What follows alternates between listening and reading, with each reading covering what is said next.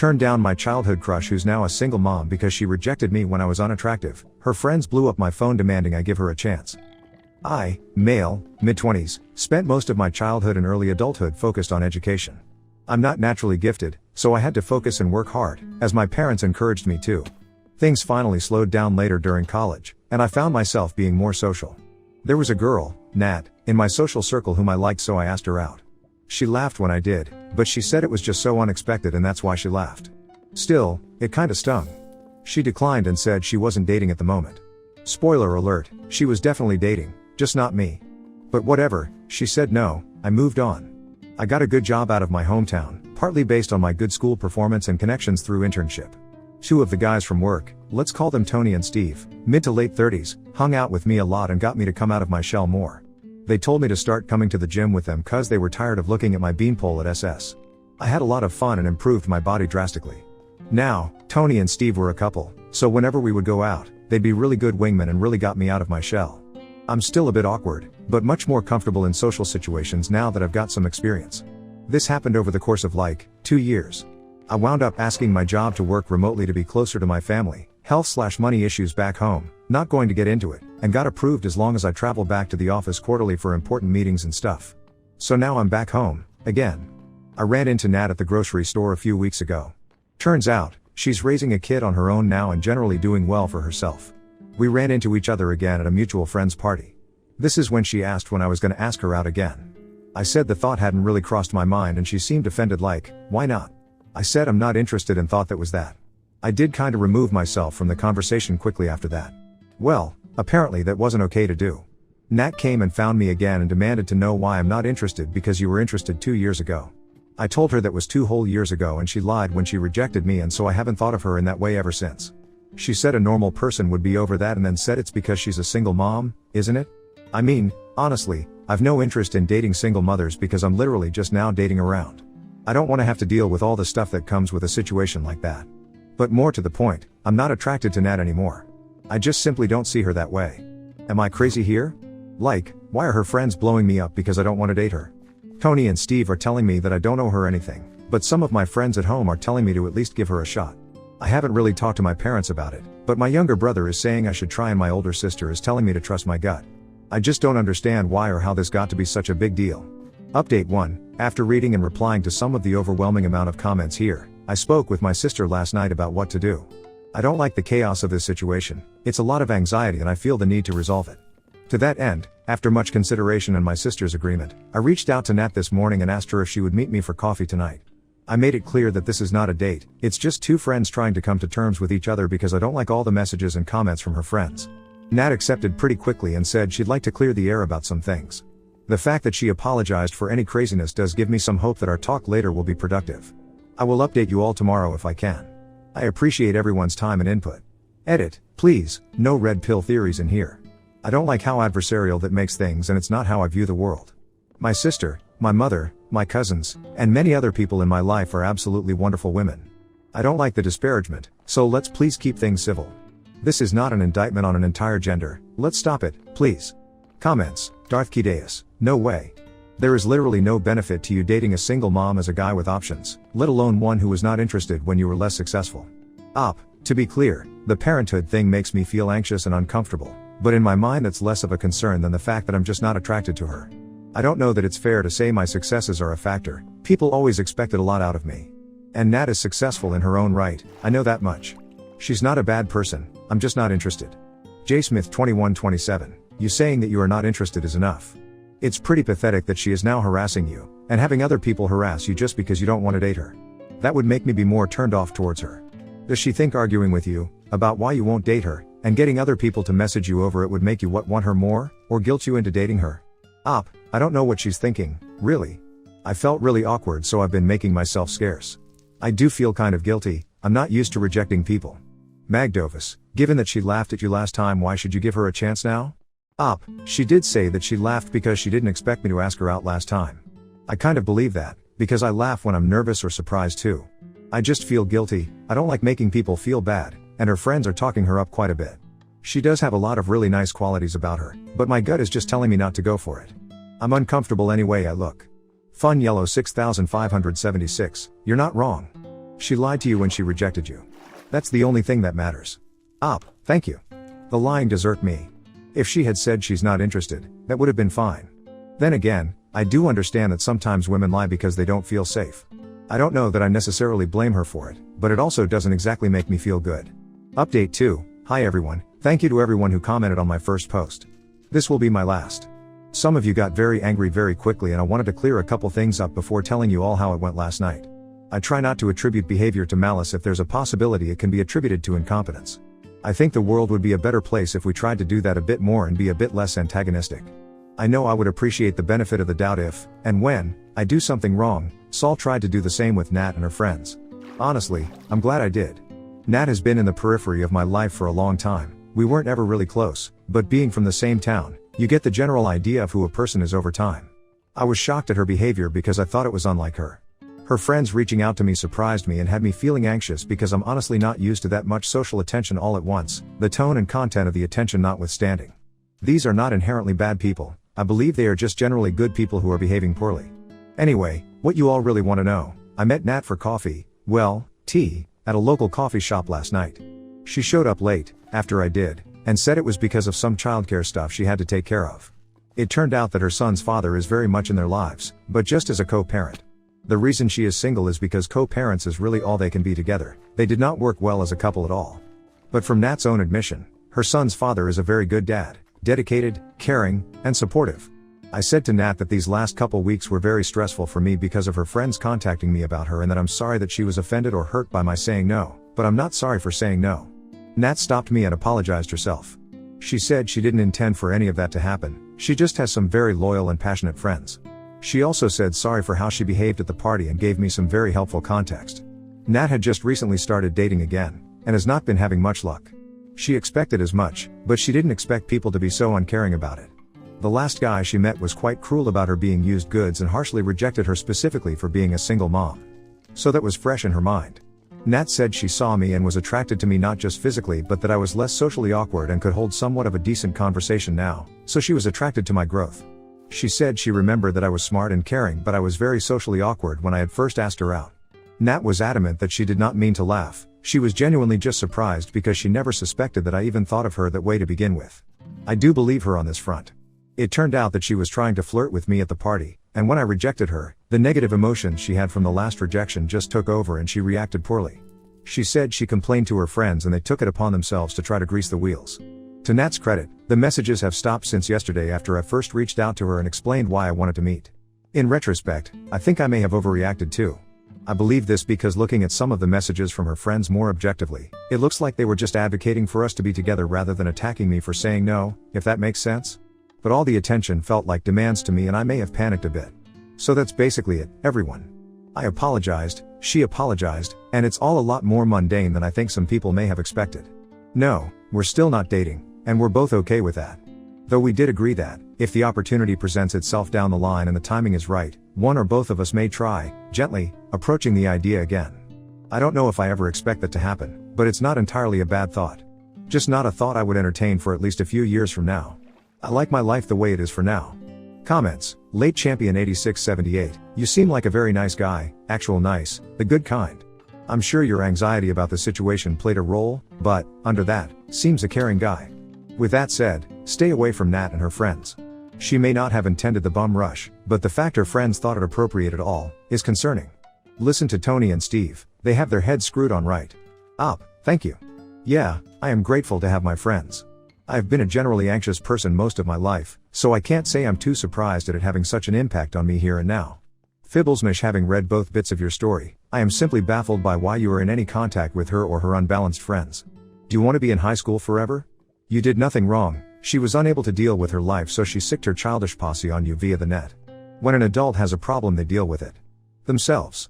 No adult messages a third party about who they should be dating. None of this was anyone but your business and certainly not the group of harpies. This is childish and sad. Stand up for yourself, tell her to never bother you again and move on with your life. Their refrigerator, Ike was someone he liked and had respect for at some point in his life and he wanted to give her a chance to redeem herself as that person in his mind. Does she deserve it? I don't think that matters because he wanted to clear the air. Yeah, I don't think she or her friends are reasonable but sometimes being human is to be unreasonable. It doesn't sound like he's gonna date her or anything. Op, thank you. I did want to settle the matter. If something feels unresolved, it makes me very uncomfortable. I'm very glad that Nat was more agreeable this time around, and I appreciated learning the context of her life. I feel very badly for her that the last guy or two treated her so meanly. I can't fathom being that callous to another person. It doesn't make sense to me. Peter 095837. I'm surprised things didn't turn out as messy as I thought it would. I'm reading too much Baru posts lol. All in all, I'm happy for Op as he seems like a nice guy. But for the best, going distance from Nat and her friends is the best solution. Now on to the next story. Story 2. Busted my wife's secret Paris affair through our airline miles, cancelled her return flight, divorced her and got her French lovers band broken up. My 33 male, wife, 30 female, and I have been together for 6 years. When I met her I knew right away that I wanted to be with her forever. She was everything I ever thought I wanted in a woman and more. It actually took a little bit of convincing to get her to go out with me to begin with. She was new at the office we worked in and she didn't want to get in trouble by dating another employee. But I could tell that she liked me by how she looked at me. We eventually had our first date and it was incredible. It sparked the beginning of a whirlwind romance and we got married about 1.5 years after meeting. One of my favorite things about her was her desire to always be learning. Whether it was a new skill or a language, she was always trying to expand her horizons. She was a very worldly person, she loved to travel and she loved learning things about different cultures. I wasn't any of that, but I aspired to be, so I admired her for it. We did some traveling together when we first got married. We visited Singapore and Thailand together, which was incredible. When the pandemic happened, obviously we weren't able to travel at all. Not being able to travel and explore the world really took a toll on my wife. It truly was her greatest passion, and having her confined within a house for months was a nightmare for her. One of the things that she did to escape from that was to join this online club that would meet once or twice a month. People would just chat over a Zoom call about places they visited and their cultures. One of her favorite aspects of it was a recipe sharing section where everybody shared different foods from their respective cultures. She loved her group. She actually became pretty good friends with a lot of the members. They would chat with each other away from the group meetings and play games online or watch movies together through Discord. I was happy that she was able to find a way to survive those early days of the pandemic. When everything was clear, vaccines were coming out, and it was finally safe to travel, she jumped the first opportunity she had. Unfortunately, I was back working in the office, so my schedule wasn't permitting anything like that. She was actually laid off at the beginning of the pandemic and I was supporting us both. So if she wanted to travel, she would have been able to. We had a long conversation about it because she felt bad going without me, but she told me how trapped she felt after everything that happened. I wasn't happy with her going without me, I felt left out.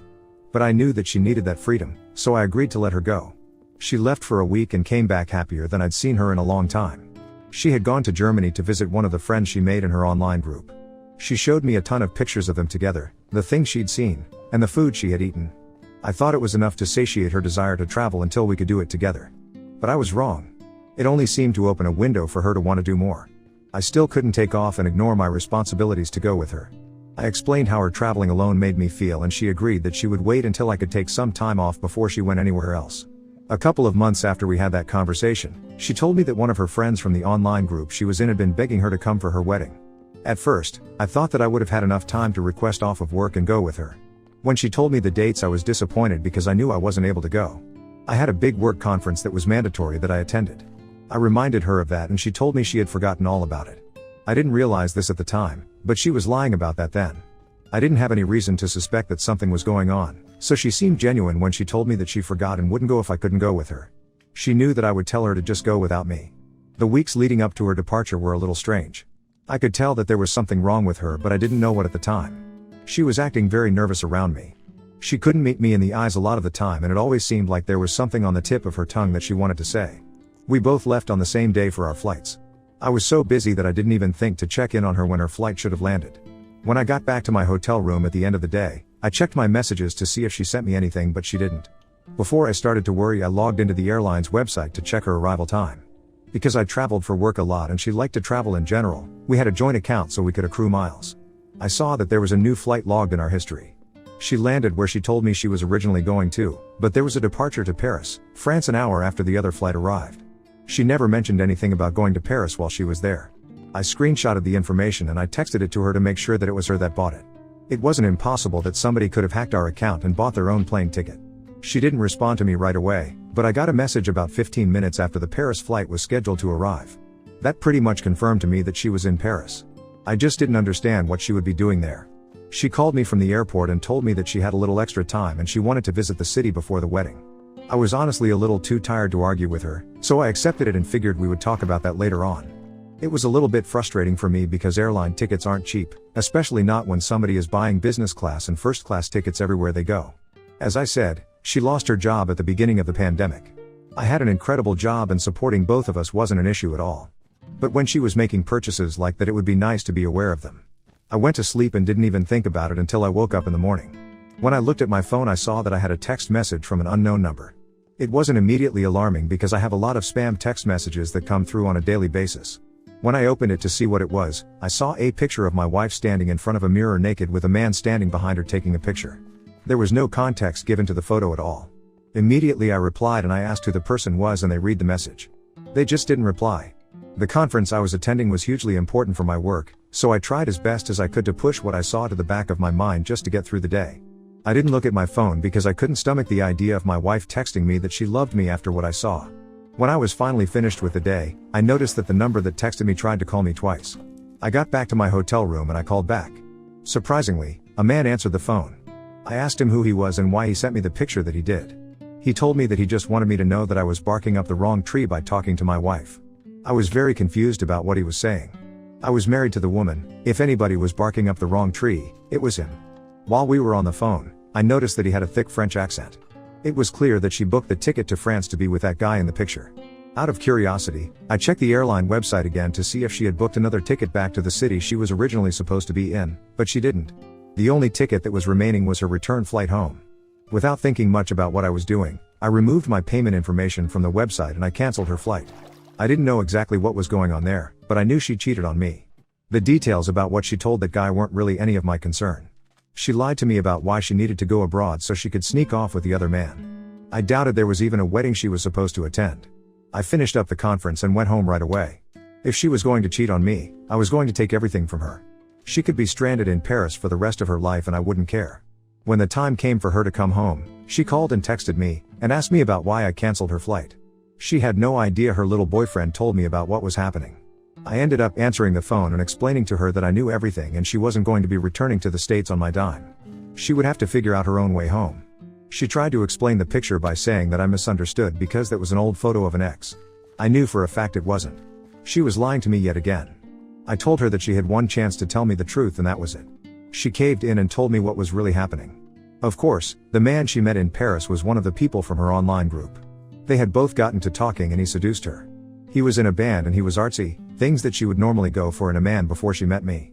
I didn't say anything about it, and I told her that when she got home she could expect to find divorce papers waiting for her. Then I hung up. I didn't buy her plane ticket back. She actually ended up having to call several people to try and get them to buy her a ticket because she didn't have any of her own money. I had completely cut her off after I found out she cheated. Her sister ended up buying her the ticket, then called me to ream me out over the phone about stranding her. I did some digging online to try to find out who the guy was that my wife was sleeping with. She mentioned that he had a band, but when I found him I was surprised by how many followers he had. He was a growing artist and had recently released a song that was doing pretty well. I knew it was wrong when I did it, but I couldn't help myself. I blurred out my wife's face so she couldn't sue me for revenge, then I posted the picture of the man online with a throwaway account, tagging him in it. It got a lot of views and the story that I posted along with it about how he slept with a married woman and ruined someone's life got a lot of sympathy from people. I divorced my wife and she ended up moving out with her sister while she looked for a job that could sustain her. She ended up working in person again, which I knew would disrupt her traveling desires. I thought that was funny. A couple of months after I posted the picture online, I checked on the status of the band out of curiosity. They had gotten quite a mixed reception over the image. One of the band members spoke out on their Instagram page about how after everything happens it was decided that it would be best for the band to part ways and pursue different paths. So, it felt kind of good knowing that their band might have broken up because of me.